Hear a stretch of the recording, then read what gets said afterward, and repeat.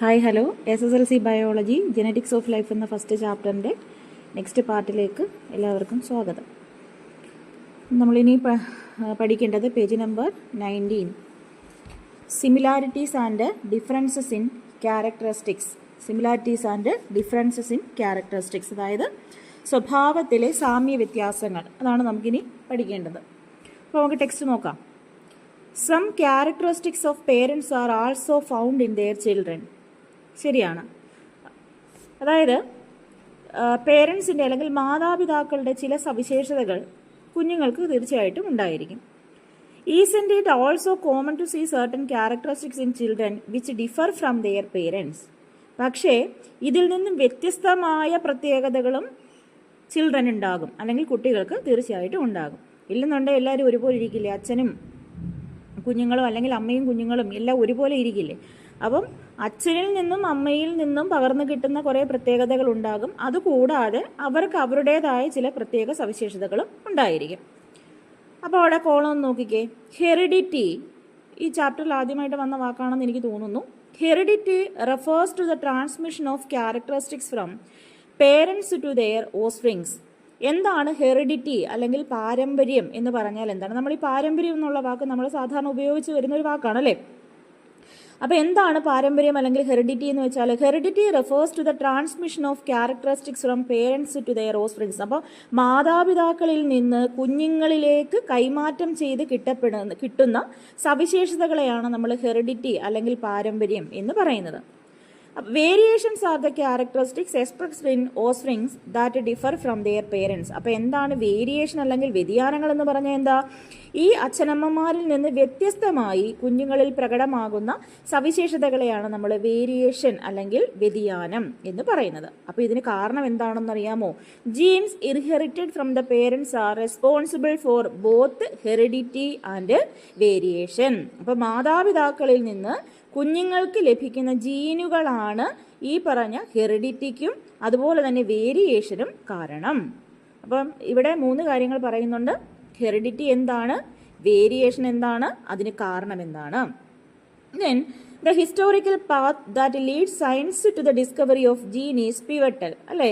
അപ്പോൾ ജീനുകളുടെ കണ്ടെത്തലിലേക്ക് ശാസ്ത്രത്തെ നയിച്ച എന്താണ് ഹിസ്റ്റോറിക്കൽ പാത്ത് അല്ലെങ്കിൽ ചരിത്ര വഴികൾ എന്ന് പറയുന്നത് വളരെ പ്രധാനപ്പെട്ടതാണ്. അപ്പോൾ നമുക്ക് അടുത്ത ചാപ്റ്ററിലേക്ക് പോകാം. എന്താണ് ആ ചരിത്ര വഴികൾ എന്താണ് എന്നുള്ളത് നമുക്കൊന്ന് നോക്കാം, അല്ലേ? ജെനറ്റിക്സ് ഇൻ ഗാർഡൻ, പൂന്തോട്ടത്തിലെ ജനിതക ശാസ്ത്രം. Genetics is the branch of science that deals with genes, heredity and variation. അപ്പം ജെനറ്റിക്സ് എന്ന് പറയുന്ന ശാസ്ത്രശാഖയിൽ ഉൾപ്പെടുന്ന ഒരു ചാപ്റ്ററാണ് സത്യം പറഞ്ഞാൽ നമ്മൾ ഈ പഠിച്ചുകൊണ്ടിരിക്കുന്നത്. അപ്പം എന്താണ് genetics? Genetics is the branch of science that deals with genes, heredity and variation. അപ്പോൾ ജീനുകളെക്കുറിച്ച്, പാരമ്പര്യത്തെക്കുറിച്ച്, വേരിയേഷൻസ് അല്ലെങ്കിൽ വ്യതിയാനത്തെക്കുറിച്ച് ഒക്കെ പഠിക്കുന്ന ശാസ്ത്രശാഖയാണ് ജെനറ്റിക്സ് അഥവാ ജനിതക ശാസ്ത്രം. ജെനറ്റിക്സ് അല്ലെങ്കിൽ ജനിതക ശാസ്ത്രം. Gregor Johann Mendel's experiments on pea plant, Pisum sativum, and the conclusions he drew out of hybridization experiments laid to the foundations for the field of genetics. അപ്പം ആരാണ്? ഗ്രിഗർ ജോഹാൻ മെൻഡൽ, അല്ലേ? സയൻറ്റിസ്റ്റിൻ്റെ പേരാണ് Gregor Johann Mendel. ഇദ്ദേഹം ഈ പയറ് ചെടിയിൽ അല്ലെങ്കിൽ പൈസം സറ്റേവം എന്ന് പറയുന്ന പീ പ്ലാന്റ് അതിൽ നടത്തിയ ഹൈബ്രിഡൈസേഷൻ എക്സ്പെരിമെന്റ്, വർഗസങ്കരണ പരീക്ഷണങ്ങളിലൂടെ ഇദ്ദേഹം കുറച്ച് നിഗമനങ്ങളിൽ എത്തിച്ചേർന്നു. അപ്പം ഇതാണ് ജെനറ്റിക്സ് അല്ലെങ്കിൽ ജനിതക ശാസ്ത്രത്തിന് ഒരു അടിത്തറ ഇട്ടുകൊടുത്തത് ഈ ഗ്രിഗർ ജോഹാൻ മെൻഡലിന്റെ പയറ് ചെടിയിൽ നടത്തിയ പരീക്ഷണങ്ങളായിരുന്നു. അപ്പോൾ അതുകൊണ്ട് തന്നെ therefore he is considered as the father of genetics. അപ്പോൾ അതുകൊണ്ട് അദ്ദേഹത്തെ ജനിതക ശാസ്ത്രത്തിന്റെ പിതാവായി കണക്കാക്കപ്പെടുന്നു. അപ്പോൾ അദ്ദേഹത്തിന്റെ ഫോട്ടോ ഒക്കെ ഇവിടെ കാണിച്ചിട്ടുണ്ട്, ജോഹാൻ മെൻഡലിന്റെ പടം ഇവിടെ കാണിച്ചിട്ടുണ്ട്. അപ്പോൾ ഇമ്പോർട്ടൻ്റ് ആണ്. Who is known as father of genetics? ജനിതക ശാസ്ത്രത്തിന്റെ പിതാവാര് ആരാണ്? Gregor Johann Mendel. ഇനി അദ്ദേഹത്തെ കുറിച്ചുള്ള ഡീറ്റെയിൽസ് താഴെ പറയുന്നുണ്ട്. Gregor Johann Mendel was born on 20 July 1822 at Heinzis, a small village of northern Moravia which is now known as check republic അല്ലെ. ഈ ചെക്ക് റിപ്പബ്ലിക് എന്നുള്ള വാക്ക് നമ്മൾ കേട്ടിട്ടുണ്ടാകും അല്ലേ. അപ്പം ഗ്രിഗർ ജോഹാൻ മെൻഡൽ എന്നാണ് അദ്ദേഹം ജനിച്ചത്? 1822 ജൂലൈ 20 ഇപ്പോൾ നമ്മുടെ ചെക്ക് റിപ്പബ്ലിക് എന്നറിയപ്പെടുന്ന വടക്കൻ മൊറേവിയയിലെ ഒരു ചെറിയ ഗ്രാമത്തിൽ, എന്താ ഗ്രാമത്തിന്റെ പേരെന്നറിയാമോ? ഹൈൻസിസ്. അവിടെയാണ് അദ്ദേഹം ജനിച്ചത്. After joining the Augustinian monastery at Bruno he became A priest in 1847. ഇദ്ദേഹം ബ്രൂണോയിലെ അഗസ്റ്റീനിയൻ എന്ന ആശ്രമത്തിൽ ചേർന്നതിന് ശേഷം 1847 ഇദ്ദേഹം ഒരു പ്രീസ്റ്റ് അല്ലെങ്കിൽ ഒരു പുരോഹിതനായിട്ട് മാറി. Between 1851 and 1853, he attended the University of Vienna, where he studied physics, mathematics, and natural science, and learned statistical method to analyze data scientifically. അപ്പം ഇദ്ദേഹം 1851 1853 ഇടയിൽ വിയന്ന സർവകലാശാലയിൽ ചേർന്ന് അദ്ദേഹം എന്തൊക്കെ പഠിച്ചു എന്നാ പറഞ്ഞേ? ഫിസിക്സ്, മാത്തമാറ്റിക്സ്, അതേപോലെ എന്താണ് നാച്ചുറൽ സയൻസ്, പ്രകൃതിശാസ്ത്രം, ഇവയൊക്കെ പഠിച്ചു. പിന്നെ അതുപോലെ തന്നെ ശാസ്ത്രീയമായിട്ട് ഡേറ്റ അനലൈസ് ചെയ്യുന്നതിനുള്ള സ്റ്റാറ്റിസ്റ്റിക്കൽ രീതികൾ അദ്ദേഹം മനസ്സിലാക്കുകയും ചെയ്തു. അപ്പം ബാക്കി നോക്കിക്കേ, നെക്സ്റ്റ് പേജിൽ ബാക്കി കിടപ്പുണ്ട്, നമുക്ക് അവിടെ നോക്കാം. In 1856 Mendel began to conduct hybridization experiment on pea plant Pisum sativum in the garden of his monastery that focused on 7 specific characters such as the color of flower, shape of seed etcetera. അപ്പോൾ 1856 അദ്ദേഹം ഇപ്പോൾ priest ആണല്ലോ അല്ലേ, തൻ്റെ ആശ്രമത്തിന് മുന്നിൽ നിൽക്കുന്ന പൈസം സറ്റേവം എന്ന അറിയപ്പെടുന്ന പയറുചെടിയിൽ ഇദ്ദേഹം കുറേ പരീക്ഷണങ്ങൾ നടത്തി. അപ്പോൾ എന്തൊക്കെയാണ് അദ്ദേഹം കൺസിഡർ ചെയ്ത ക്യാരക്ടേഴ്സ് എന്തൊക്കെയാണെന്ന് അറിയാമോ? ഫ്ലവേഴ്സിൻ്റെ കളറ്, അതായത് പൂക്കളുടെ നിറം, അതുപോലെ ഷേപ്പ് ഓഫ് ദി സീഡ്, വിത്തിന്റെ ആകൃതി, ഇങ്ങനെ 7 ക്യാരക്ടേഴ്സിനെ ഫോക്കസ് ചെയ്തുകൊണ്ടാണ് ഇദ്ദേഹം തന്റെ ഹൈബ്രിഡൈസേഷൻ എക്സ്പെരിമെന്റ് അഥവാ വർഗസങ്കരണം നടത്തിയത്. Based on the analysis of the experimental result, he explained that a pair of factors controls each character and represented those factors using symbol. അപ്പോൾ ഇദ്ദേഹം 1-2 ദിവസമൊന്നുമല്ല കേട്ടോ, എനിക്ക് തോന്നുന്നു ഏതാണ്ട് 7 വർഷക്കാലം എങ്ങാണ്ട് ഇദ്ദേഹം എക്സ്പെരിമെൻ്റ് ഒക്കെ ചെയ്തിട്ടുണ്ട്. അപ്പം ഈ വർഗസങ്കരണം അല്ലെങ്കിൽ ഹൈബ്രിഡൈസേഷൻ എക്സ്പെരിമെന്റിലൂടെ അദ്ദേഹം പറഞ്ഞ കാര്യം എന്താണെന്നറിയാമോ? അദ്ദേഹം ഈ ഒരു വിശകലനമൊക്കെ നടത്തിയിട്ട് അദ്ദേഹം പറഞ്ഞു, ഒരു ജോഡി ഫാക്ടേഴ്സ് ആണ് ഒരു ക്യാരക്ടറിനെ നിയന്ത്രിക്കുന്നത്, അല്ലെങ്കിൽ ഒരു ജോഡി ഘടകങ്ങളാണ് ഓരോ ക്യാരക്ടേഴ്സിനെയും ഓരോ സ്വഭാവത്തെയും നിയന്ത്രിക്കുന്നത്. These factors are now known as gene. പക്ഷെ ഇന്ന് നമുക്കറിയാം ആ ഫാക്ടർ എന്താണ്? ജീനുകളാണ് ആ ഫാക്ടേഴ്സ് എന്ന് ഇന്ന് നമുക്കറിയാം. പക്ഷെ മെൻഡലിന് ജീനുകളാണെന്ന് അറിയില്ലായിരുന്നു. അദ്ദേഹം പറഞ്ഞു എന്തോ ഒന്ന് ഓരോ ക്യാരക്ടേഴ്സിനെയും നിയന്ത്രിക്കുന്നു, അതെന്താണ്? ഫാക്ടേഴ്സ് എന്ന് അദ്ദേഹം വിളിക്കുകയും ചെയ്തു. പക്ഷെ ഇന്ന് നമുക്കറിയാം ആ ഫാക്ടേഴ്സ് ആരാണ്? ജീനുകളാണ്.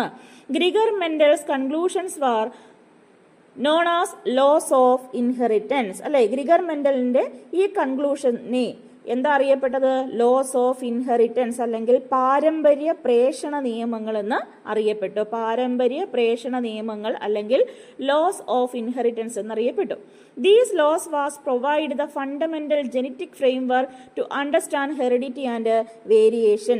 അപ്പം ഈ പറഞ്ഞ ഹെറിഡിറ്റിയെ കുറിച്ചും വേരിയേഷൻ അല്ലെങ്കിൽ വ്യതിയാനത്തെക്കുറിച്ചും മനസ്സിലാക്കുന്നതിനുള്ള ഒരു പ്രാഥമികമായിട്ടുള്ള ജനിതക രൂപരേഖയാണ് ഈ പറഞ്ഞ എന്ത് നൽകുന്നതെന്ന് അറിയാമോ? ഈ പറഞ്ഞ ഏത് ലോ ഓഫ് ഇൻഹെറിറ്റൻസ് നൽകുന്നത്.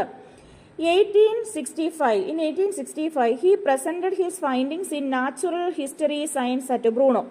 1856 ഇദ്ദേഹം തന്റെ കണ്ടെത്തലുകൾ ബ്രൂണിലെ നാച്ചുറൽ ഹിസ്റ്ററി സൊസൈറ്റിയിൽ അദ്ദേഹം അവതരിപ്പിച്ചു. The following year he published a thesis titled Experiments on Plants Hybridization. However, the scientific community of that time largely ignored Mendel's discovery. Gregor Mendel passed away in 1884. അപ്പം ഇദ്ദേഹം എന്താണെന്ന് അറിയാമോ? അദ്ദേഹത്തിന്റെ കണ്ടെത്തലുകളൊക്കെ അവതരിപ്പിച്ചു. എന്നിട്ട് ഈ പറഞ്ഞ സസ്യസങ്കരണത്തെക്കുറിച്ചുള്ള അദ്ദേഹം പരീക്ഷണത്തിന്റെ പേരിൽ അദ്ദേഹം ഒരു പ്രബന്ധം പ്രസിദ്ധീകരിച്ചു. പക്ഷെ എന്നാൽ അക്കാലത്തെ ശാസ്ത്രലോകം ഇദ്ദേഹത്തിന്റെ കണ്ടെത്തലുകളെ അവഗണിച്ചു കളഞ്ഞു. ഇദ്ദേഹം അന്തരിക്കുകയും ചെയ്തു. എന്നാണ് 1884 പാസ്ഡ് അവേ, ഇദ്ദേഹം മരണപ്പെട്ടു. അപ്പോൾ ഒന്ന് ചിന്തിച്ചു നോക്കി, എത്രയോ വർഷക്കാലം കൊണ്ട് ഇദ്ദേഹം ചെയ്തു കൂട്ടിയ എക്സ്പെരിമെന്റുകൾ ആരംഗീകരിച്ചില്ല? ശാസ്ത്രലോകം അംഗീകരിച്ചില്ല. ശാസ്ത്രലോകം അംഗീകരിക്കാതെ അദ്ദേഹത്തിന് ഒരു റെക്കഗ്നിഷനും കിട്ടാതെ തന്നെ, ഒരു അംഗീകാരവും കിട്ടാതെ തന്നെ ഇദ്ദേഹം മരണപ്പെടുകയും ചെയ്തു. In 1900, 16 years after his death, botanist Hugo de Vries, Karl Correns and Erich von Schermark recognized the significance of Mendel's research. 1900 അതായത് ഇദ്ദേഹം മരിച്ച് 16 വർഷം കഴിഞ്ഞപ്പോൾ ബൊട്ടാണിസ്റ്റുകളായ സസ്യശാസ്ത്രജ്ഞന്മാരായ 3 പേര്, Hugo De Vries, Carl Correns, Erich von Tschermak, ഇവര് ഈ മെൻഡൽ പറഞ്ഞ കാര്യങ്ങളിൽ എന്തൊക്കെയോ ഇമ്പോർട്ടൻസ് ഉണ്ട് എന്നിവർ തിരിച്ചറിഞ്ഞു. അല്ലെങ്കിൽ ഈ മെൻഡലിൻ്റെ കൺക്ലൂഷൻസ് ഇല്ലേ, അതിൻ്റെ പ്രാധാന്യം ഇവർ തിരിച്ചറിഞ്ഞു. With these Mendel's findings were accepted as foundations of science of genetics.